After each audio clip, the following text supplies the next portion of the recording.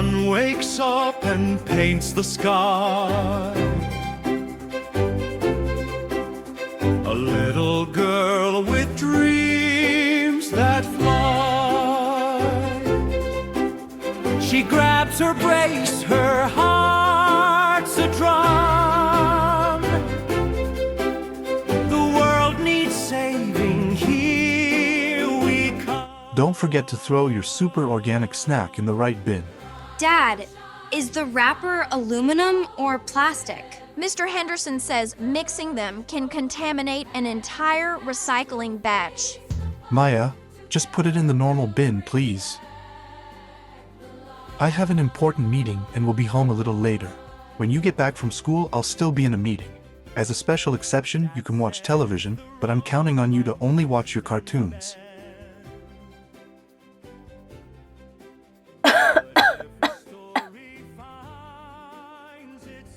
With pollution and the hot weather, there are more allergies. Take the spray with you.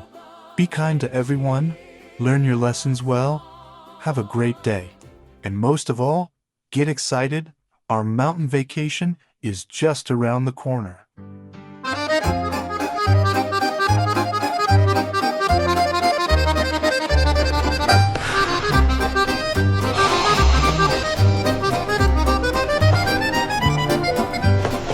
Today we will learn about the greenhouse gas effect and climate change. Picture a miniature solar system, a pocket-sized sun and a tiny Earth suspended in space. Without help, our planet would chill at a frosty -18 degrees Celsius. Enter the greenhouse gases, weaving a cozy protective blanket around Earth. Sunlight arrives, Earth radiates heat outward, and the blanket gently folds some warmth back in. That tuck lifts our average temperature to a comfy 15 degrees, perfect for life to flourish. But human industry keeps adding extra layers, stuffing more carbon dioxide into the quilt. An overstuffed quilt traps too much heat, and our small world warms faster than it should.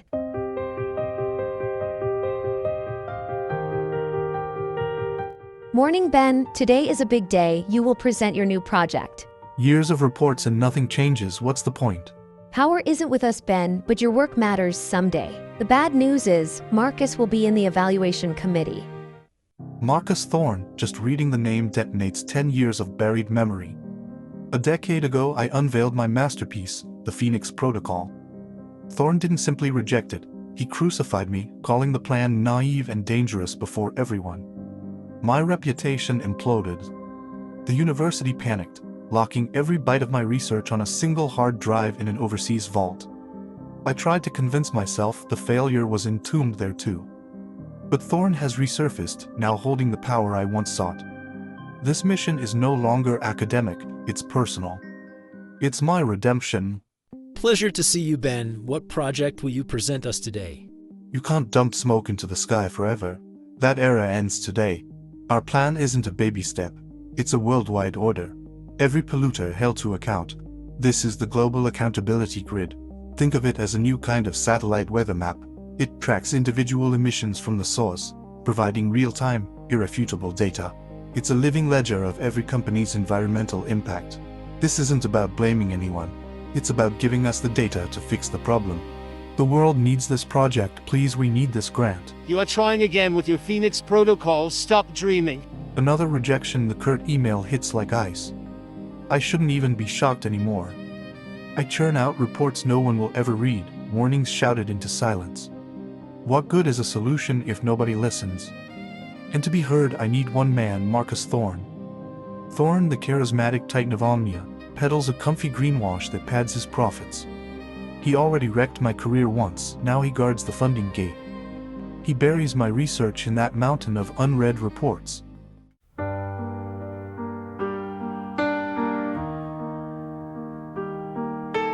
When you get back from school, I'll still be in a meeting. As a special exception, you can watch television, but I'm counting on you to only watch your cartoons. Crack of green in the concrete, a tiny pulse beneath the street. A song. I'm not sure if I should change it. It's such a beautiful sunset. First, breaking news. Wildfires are igniting on every continent. Flames race through once verdant forests. The smoke of crisis spreads to the economy, auto plants stand silent, their lines forever stopped. Workers who built the future now wait for a paycheck that will never come. Far from home, families flee war in fragile boats. Sea rescuers haul them to safety, exhaustion mixing with relief. Meanwhile, a lavish ruler signs harsh laws that target women and minorities. Outside his palace, protesters meet shields instead of justice. In the countryside, rivers have turned to dust, clean water is memory. And where crops once grew, hunger now queues. The door creaks wide, the evening's gray. I see her tears, they wash the day. Her tiny hands clutch broken dreams. The world's a wolf, or so it seems. Daddy's here, don't you cry.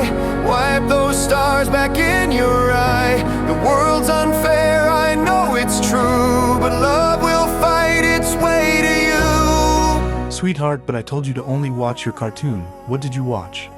I saw a lot of things you never told me about. Dad, what is all this mess? You see, darling, we're very lucky to live here, where everything seems fine. But in the rest of the world, it's not always easy. But you work for climate. Why is this still happening? Sweetheart, imagine you build a perfect fire extinguisher. You know it works. But the man who sells the matches tells everyone that your extinguisher is dangerous and expensive. And that fires are actually very good for business, that's why. No, I don't agree. We have to do something. And what would you like to do? Dad, I want to save the world. Hold on tight. But after some pizza for tonight, saving the world requires pizza. Daddy's here, don't you cry. Wipe those stars back in your eye. The world's unfair. Today's the day, no time for doors. She's gonna save the world today. No map, no guide. She'll find the way.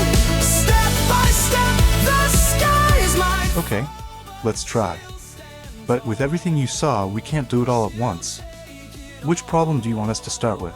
Climate change. Let's work on climate change. That's an excellent choice, because that problem makes many others worse. If we can solve it, many other things will improve. Let's cancel our holiday and rebuild the Phoenix Protocol. Come with me. Her heart's a drum, it won't sit still. The quest begins, the climb. Time to resurrect the Phoenix Protocol. Years ago I tried, but Thorn buried the data. They call it nonsense. I hear the sense beneath the noise. Move 1, get the numbers. A ride to Anya's weather station high in the Swiss Alps. Her raw climate models are still pristine, and she's the only ally I trust. Move 2, break the deadlock. Data dies in politics, so we slip to Brussels. A former COP organizer owes me. He'll show us whose doors to knock. Move 3, forge the plan. We've wiped the slate before and regretted it, but not this time. With figures and faces in hand, we vanish to the safe house. Maps sprawl across the table, and the Phoenix is reborn. Let's go to see my friend Anya. Wow, look at the Matterhorn. It's even more breathtaking in person. Hi, Anya, we are here. Hello.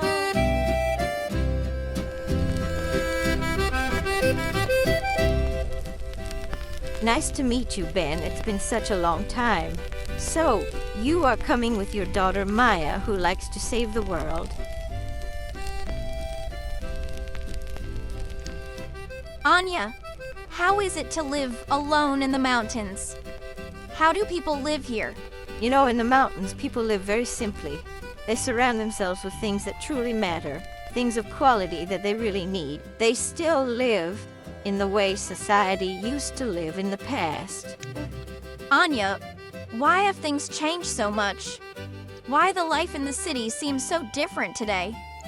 This is mostly due to the Industrial Revolution, and because now you can buy anything you want and are very cheap. For thousands of years, human progress ran on muscle. Stone by stone, our world was raised by hand. Then came iron and fire. The steam engine thundered alive, turning coal into unstoppable force. Now machines muscled in, doing the labor of multitudes around the clock. Factories flooded markets with affordable cloth, tools, and goods once reserved for the wealthy few. More than an industrial shift, it reshaped humanity, birthing modern cities and carving the path to today's quality of life. You must understand that the Industrial Revolution, with the feeling of unlimited energy and possibilities, was an amazing time for society. Everything seemed possible. It led to great development, less poverty, better health, and less hunger. The problem is that our unsustainable consumption habits and heavy reliance on fossil fuels are actively destroying the planet. Are people happier than before? Sometimes, I think the more we have, the less we appreciate what we truly need. It's the simple things that bring the most joy. Some people will fly to Italy for the day just to have a pizza and fly right back. Are we truly happier than before? I wonder. Out here, you learn that quickly. The mountains teach you what's really important. Anya, can you explain to me, what is the Phoenix Protocol? Look, your dad worked very hard on this. The Phoenix Protocol is a plan to be able to continue having the same quality of life for society while respecting the limits of our planet. Instead of burning fossil fuels like oil and gas that hurt the planet, we should use something called hydrogen to move clean energy all around the world. We also need to stop throwing things away and instead create a circular economy, which means we reuse and recycle everything we can. It's better to have one good jacket that keeps you warm for years than 10 cheap ones that fall apart quickly. We should choose quality over quantity. Anya, where do all those emissions come from? Global greenhouse gas emissions tell a clear story. Let's break them down sector by sector. First, energy in all its forms, power, transport, industry, buildings, dominates the pie at a massive 73%. Land, farming, and forestry carry another significant slice, adding 18% to the planet's carbon ledger. Anya, why is it so urgent to do something now? This is about the carbon budget we have left to avoid a catastrophe. Every year, humanity releases roughly 40 gigatons of carbon dioxide into the atmosphere. Imagine a hard limit, a carbon budget of only 400 gigatons if we want to stay below 2 degrees of warmth. At today's pace, we burn through that entire budget in just 10 years. Decades of warnings haven't bent the global emissions curve downward. To stay safe, we must slash emissions to zero within the next decade and deploy technologies that pull carbon back out of the air. The scale of transformation is enormous, but possible. This isn't a distant problem. The clock is ticking right now. Change must happen now or never. If you help your dad, I am sure you can save the world, Maya.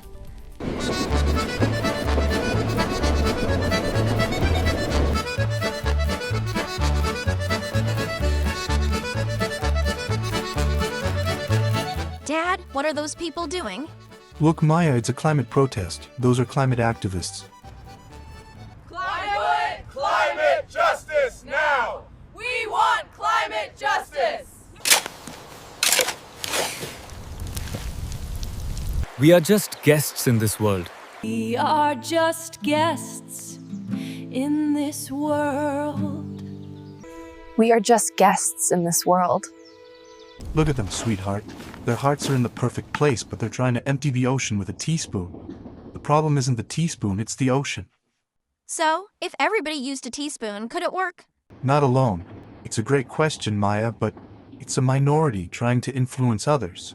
To solve a problem this big, we'd need a new kind of faith. One where we value quality over quantity. We'd need a new economy where unsustainable choices become more expensive.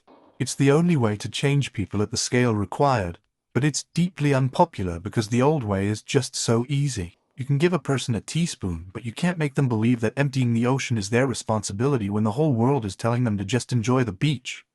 Who else is trying to make a change on climate besides activists? You should hear the story of a girl from Sweden. She was sharp and she sensed the crisis couldn't wait. With a steady voice, she challenged presidents and premiers. Her words ignited city squares from Stockholm to Sydney. Change followed, pledges signed, factories retooled, goals set. Yet fame turned on her, critics mocked and misused her name. Soon grown-ups reclaimed the stage, momentum slowed. The fixes now on the table barely dent the problem. I feel a real connection to that girl from Sweden.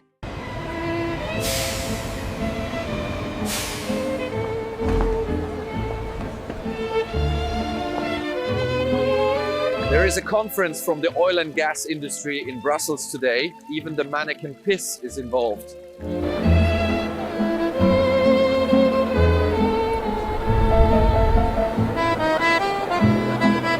Maya, this is my old friend Arthur. He used to be a key organizer for the COP meetings, so he knows everyone who matters. Good to meet you. Are you still on that Phoenix Protocol? I've been hearing a lot about it. More than ever. But this time, we're bringing Maya in to help us make it happen. If the solutions are all there and the world needs them, why isn't it happening? That's the million-dollar question.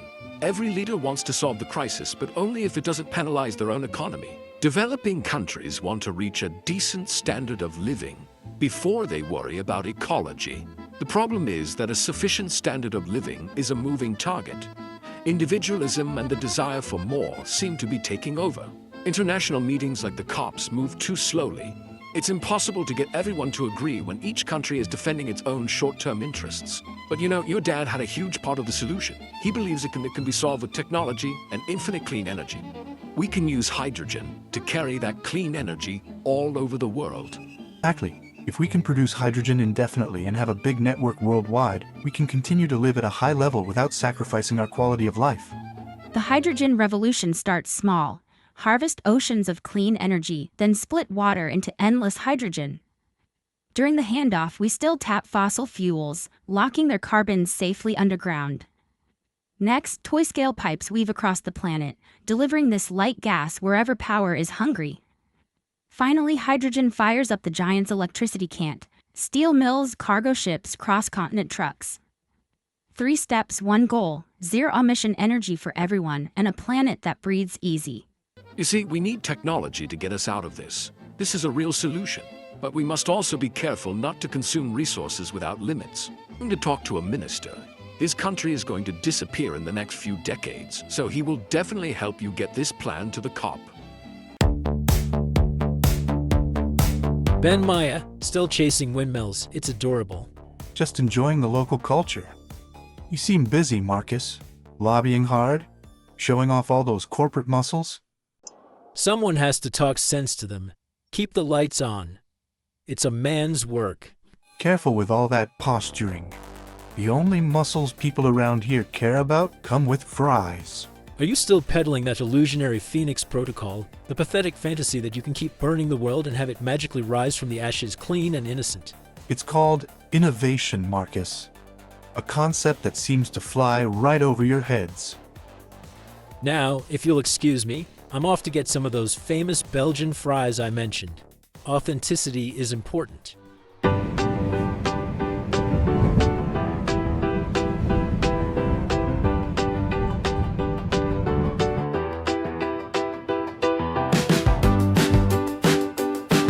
We have no time to lose. Anya sent the final data packet an hour ago. I've already built the website framework and prepped the communication materials with everything we have. Good. We finalize and launch tonight. Nobody sleeps until this is live. Okay, let's walk through the core of the Phoenix Protocol one more time. Make sure the narrative is tight. First, we massively scale up renewable energy production where it's most efficient. Solar in the Sahara, wind in the North Sea, geothermal in the Pacific Ring. Second, for the transition phase, we produce blue hydrogen directly at the source of fossil fuels, but with mandatory carbon capture. We lose some energy in the process, but the hydrogen we transport becomes effectively emission-free. Third, we systematically decommission all coal-fired power plants as the new grid comes online. Fourth, and this is the bottleneck, we need a massive infrastructure upgrade to transport that hydrogen. Pipelines, shipping routes. And here's where we get stuck every time. The distance is too high. We model these transcontinental pipelines, and the energy loss and sheer material cost make it almost unworkable. We can't make it work.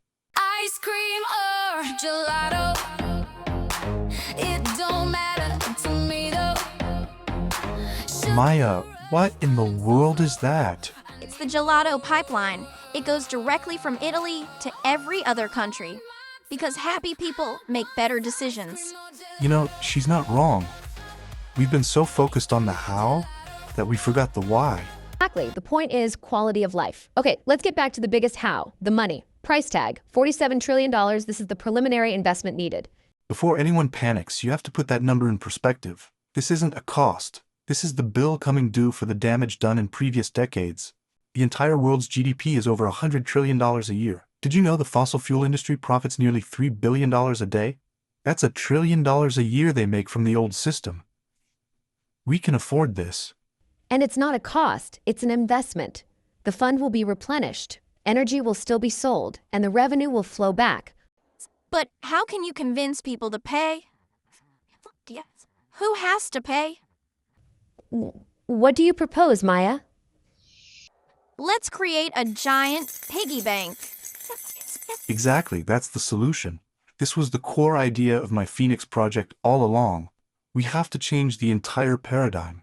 Carbon needs to have a price tag, and energy has to become a common good, managed globally, not by individual countries or competing companies anymore. The solution brings benefits to everyone.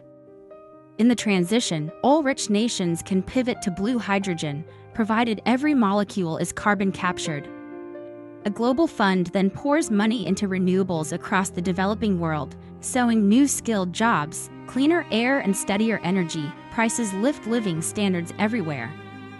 And here's the game changer. Shared energy means fewer reasons to fight. Access to world markets, skies, and institutions now depends on joining the pact.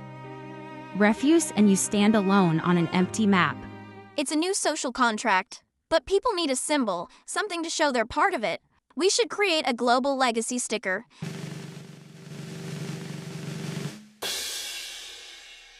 Everyone who supports the fund can stick one somewhere. It's how we'll see who is in and who is out.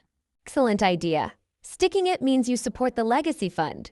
You believe in quality over quantity. You believe in solutions. And it's a promise we make to ourselves to live better, like a secret reminder to think about the planet before we buy something or before we throw something away. That was Anya's team at the university. We did it. Our entire plan. It's been peer-reviewed and scientifically validated. Every model, every projection. It holds up. We're ready. Today marks the opening of the COP in Lausanne, Switzerland.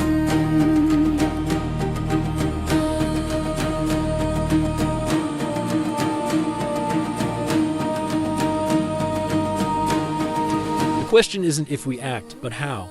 Idealism won't power our hospitals or heat our homes. We offer a pragmatic path forward. It's called Omnia Green. This plan uses our global expertise to drill new sources that haven't been profitable in the past. We are not the industry of the past. We are the architects of a realistic future.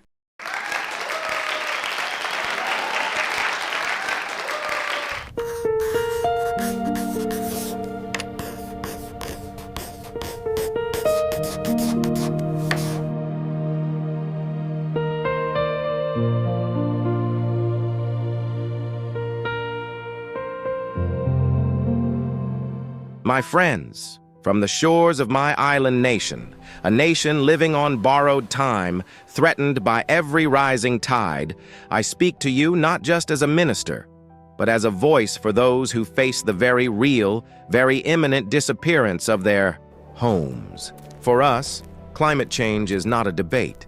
It is our lived reality. And because this reality is so stark, we cannot afford half measures. My people and all vulnerable nations need more than promises. We need a fundamental shift in how the world operates. That's why the Legacy Fund, a global green and circular economy fund. It is not just an idea, it is our lifeline. How does it work for us? Imagine a system where the very industries contributing to our demise are now compelled to fund our salvation. The Legacy Fund introduces a global carbon levy. a fee on every ton of carbon spewed into our shared atmosphere. This isn't just a tax, it's a direct investment in our future. This money doesn't just disappear. For islands like mine, for every nation striving for survival, the Legacy Fund provides immediate upfront grants and low-cost loans to build the renewable energy infrastructure we desperately need. No more begging for crumbs. This fund provides the capital to build our own solar arrays, our own wind farms, giving us energy independence and a fighting chance against the rising seas. We pay back a small percentage from the energy we sell, ensuring the fund's continuous power. This is the end for us. It will cost a fortune and disrupt the whole system. We will never accept this. You misunderstand. You will also profit from it. The fossil fuel industry will be able to transform from a carbon-intensive system quickly instead of dying slowly. This has to be seen as an investment, not a cost. It will reboost innovation and ensure we make the transition. Those who previously couldn't afford it will now be able to. If my plan is accepted, participating in this fund will become a condition to access the global economy market. For the world's heavy emitters, the message is stark but necessary. Pollute less or pay more. Over 15-20 years, carbon-heavy industries face ever-increasing levies. But crucially, the fund also provides financial support for them to transform, to adopt carbon capture, to redesign their systems for a circular economy, turning their waste into valuable resources, creating less pollution, less demand. For virgin materials, less energy waste. And let's learn from history, from those who truly understood our planet. Chief Seattle once asked, when white men tried to buy his land, "How can you buy or sell the sky, the warmth of the land?" The idea is strange to us. If we do not own the freshness of the air and the sparkle of the water, how can you buy them? Today, we must ask, if we can own the land, how can we keep polluting and destroying our Earth without paying for the harm we cause? Carbon needs to have a cost. That's the only way. This isn't charity, it's justice. A portion of this fund is specifically earmarked as a just transition mechanism to help communities and nations like mine adapt, relocate if necessary, and develop new, sustainable economies. The Legacy Fund provides the financial muscle to make the polluters responsible, to rapidly deploy the solutions that will save us, and to build a truly resilient, circular global economy that respects planetary boundaries. It's about channeling the cost of damage into the engine of change. For us, it's about survival.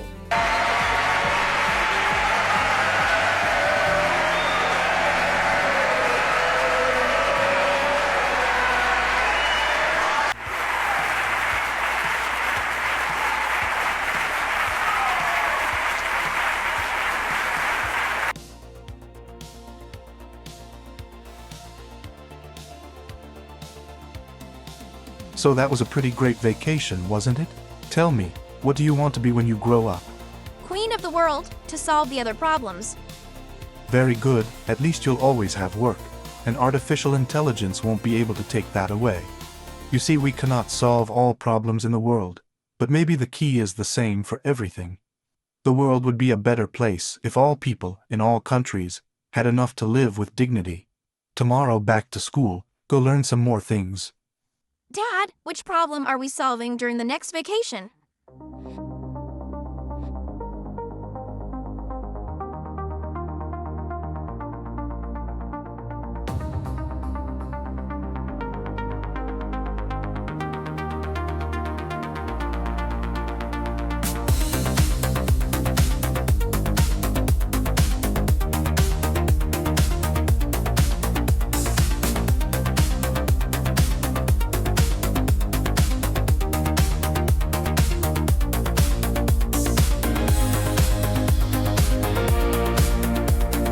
It started at 2 a.m. last Friday with an idea for a story. After some research, I found that experts believe an AI-generated movie is still 3 to 5 years away. I took that as a challenge. By Saturday evening, I had a script and the necessary tools. Friend wisely advised me against starting with a 90-minute feature, so I focused on a shorter project. I spent the rest of the weekend creating characters, generating scenes, and editing video and music call with AI. By Monday night, first act was done. As a first-time filmmaker, I know it's not perfect.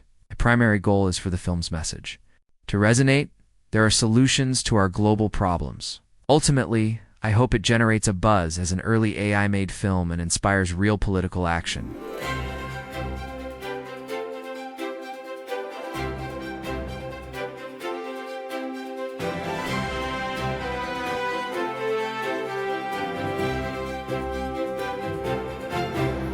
The sun wakes up and paints the sky. A little girl with dreams that fly. She grabs her brace, her